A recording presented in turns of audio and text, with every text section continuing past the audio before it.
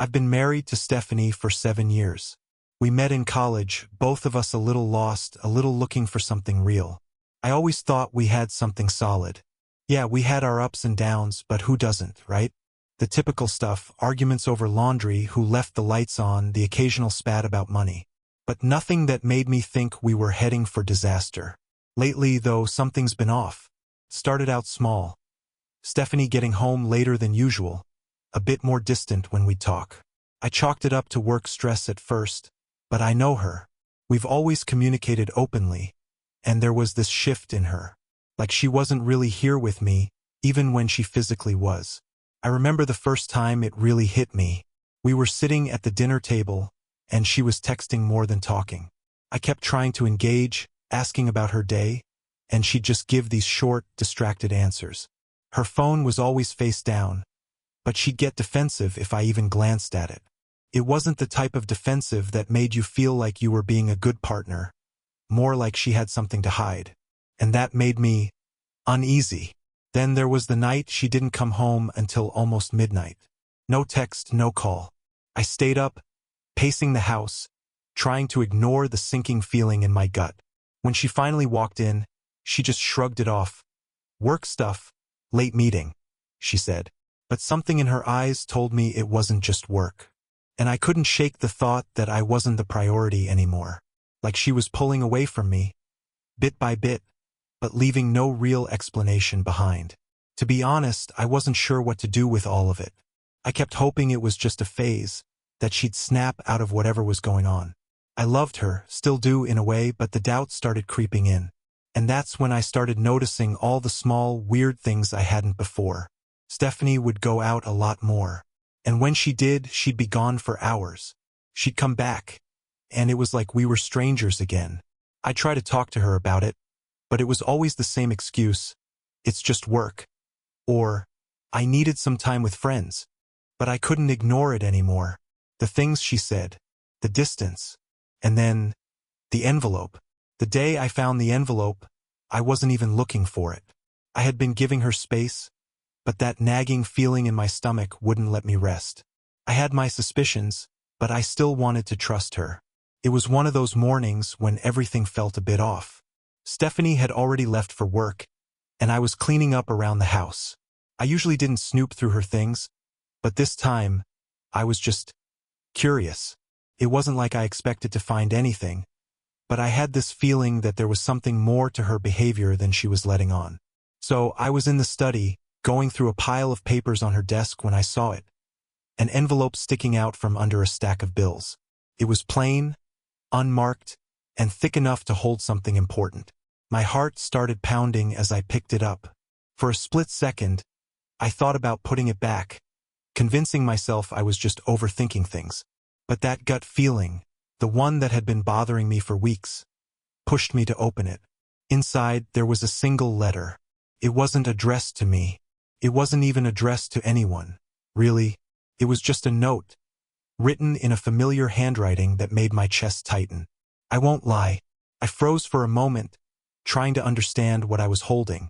The note was short, but it was everything I didn't want to see. My mind raced through 1,000 thoughts, but the words on that paper made them all crash to a halt. The note read, "I can't keep pretending this is just a fling. I need more than you can give me.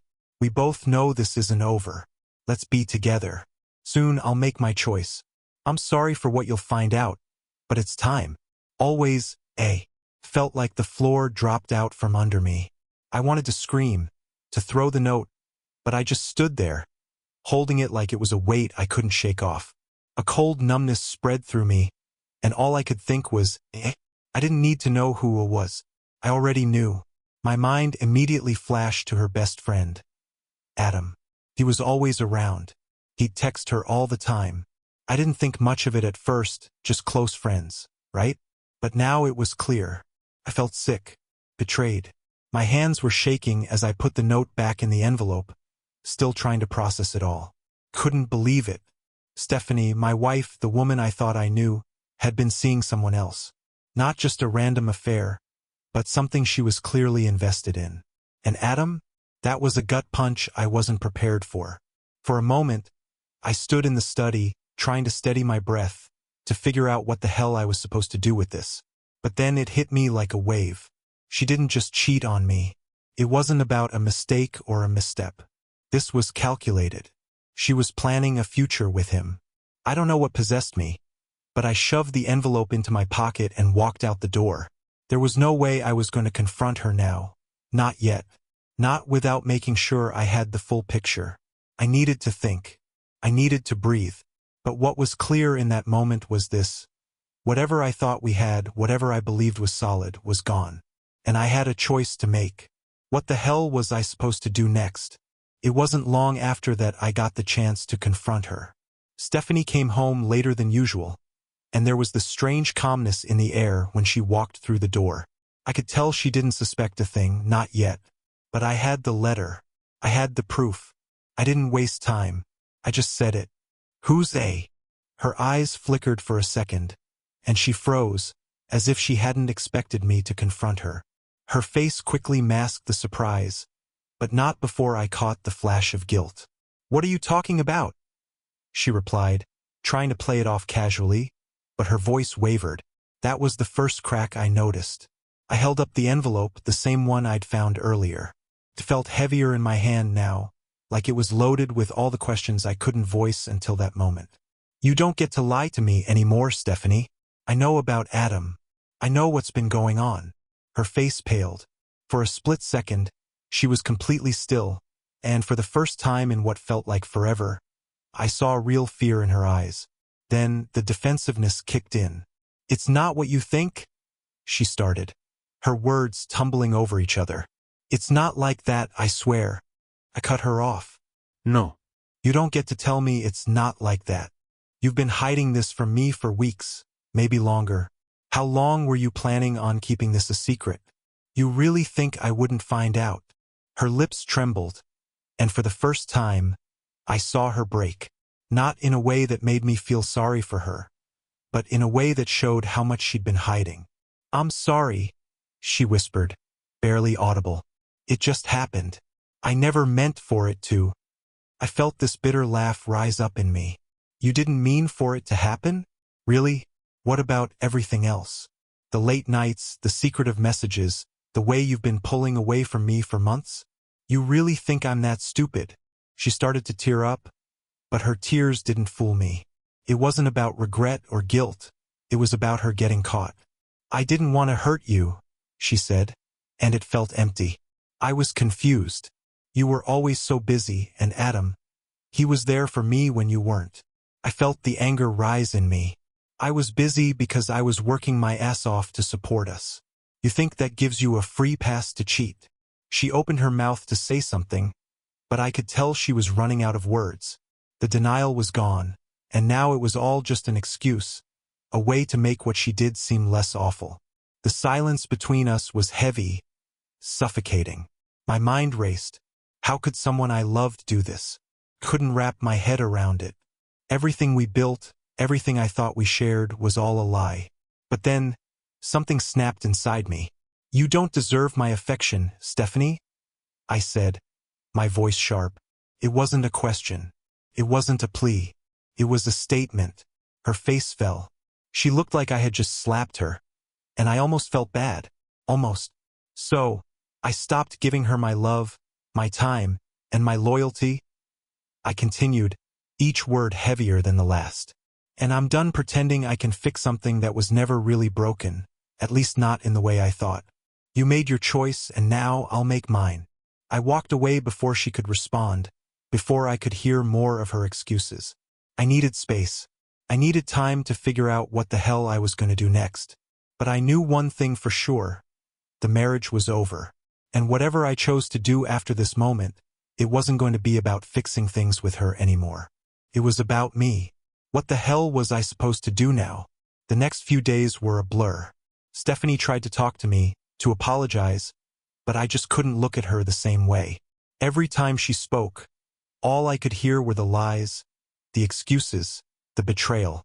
It was suffocating. I was a mess emotionally. One part of me wanted to scream, to call her out for everything she had done. But another part of me just wanted to shut down and walk away. I didn't know who I was anymore. The person I had been with her, the man I thought I was, had been shattered into pieces. I spent a lot of time alone in the house, replaying the conversations, the moments, all the things I had ignored or brushed off. How had I missed the signs? How could I have been so blind to it all? The feeling of betrayal was like a knot in my chest that wouldn't loosen. Every time I looked at her, I was reminded of everything she had taken from me. I thought about the future. What would it even look like now?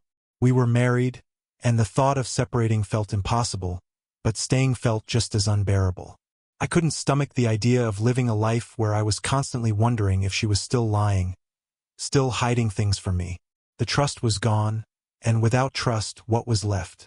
I'll be honest, I was angry, so damn angry. Not just at her but at myself too, for not seeing it sooner, for letting it happen. But then, something inside me clicked. Something cold, something almost calculated.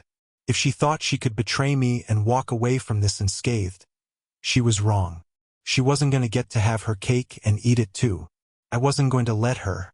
I started making a plan. A plan that didn't involve a tearful reunion or me begging for her forgiveness. No. It was going to be something she wouldn't expect. Something that would show her just how wrong she was to think she could do this to me without consequences. I wasn't going to be a doormat, and I wasn't going to let her continue to think she could just pull away from me and then crawl back with empty promises. You don't deserve my affection, I reminded myself. And so, I began to take the steps to make sure that would be the last thing she would ever get from me.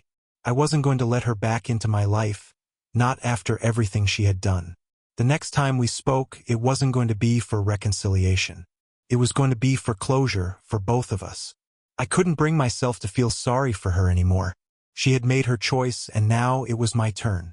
I just had to follow through. The following weeks felt like a blur. Stephanie kept trying to reach out, but I couldn't bring myself to hear her out. I didn't care about the apologies anymore. I didn't care about the excuses.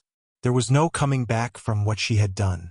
No easy way to forget the feeling of being betrayed by the one person I trusted more than anyone. At some point, the anger turned into something else, something sharper.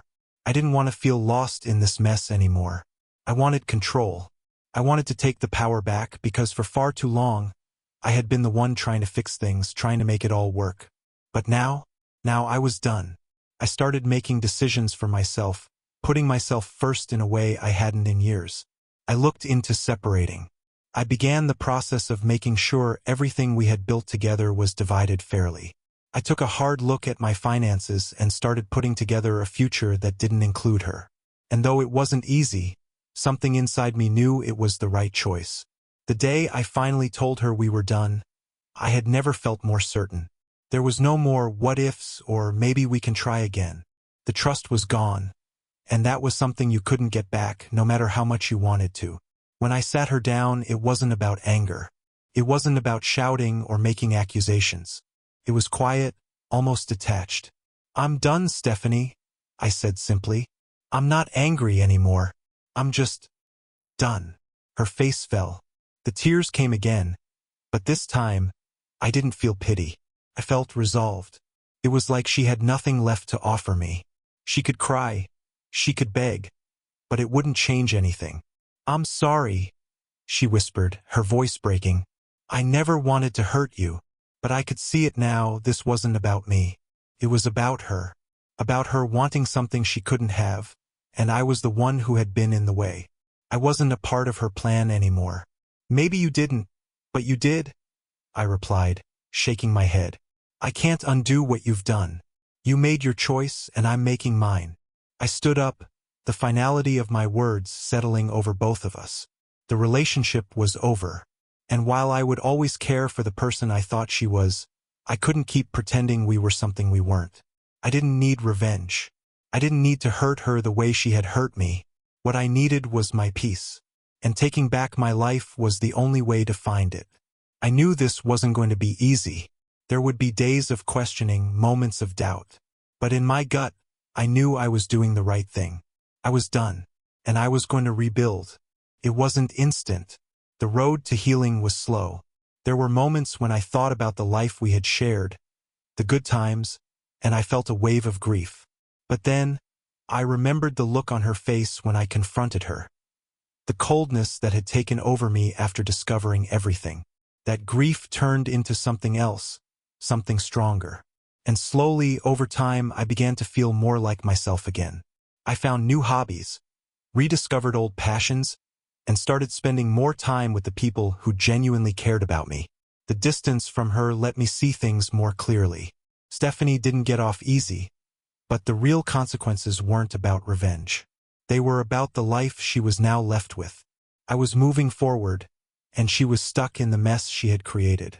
As for me, I knew that whatever happened next, I'd be okay. I'd learned a hard lesson, but it was one I wouldn't forget. So here I am, taking it one day at a time, building a life that's mine. And for the first time in a long time, I can breathe without feeling weighed down by her lies. To anyone going through something similar, don't lose yourself trying to fix something that's broken beyond repair. Sometimes the best thing you can do is walk away and find your own peace again. You'll get through it, and you'll come out stronger on the other side. Time has a strange way of healing wounds, even the deepest ones. It's been months since the breakup, and while I still have my moments of doubt, I've come to realize just how much better my life is without the constant weight of betrayal hanging over me. The thing about relationships like that is they make you question everything.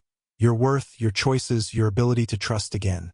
But when I look at where I am now, I realize just how much of myself I lost while I was with her. I've started dating again, slowly. It's not easy. There's always that lingering fear, that little voice that tells me I'll never be able to trust anyone the same way. But I'm taking it one step at a time. The people I've met have been kind, patient, and understanding. They don't carry the baggage that Stephanie brought into my life.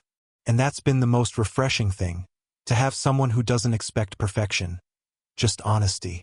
There are days when I feel a little broken, when I still can't believe how easily she walked away from everything we built.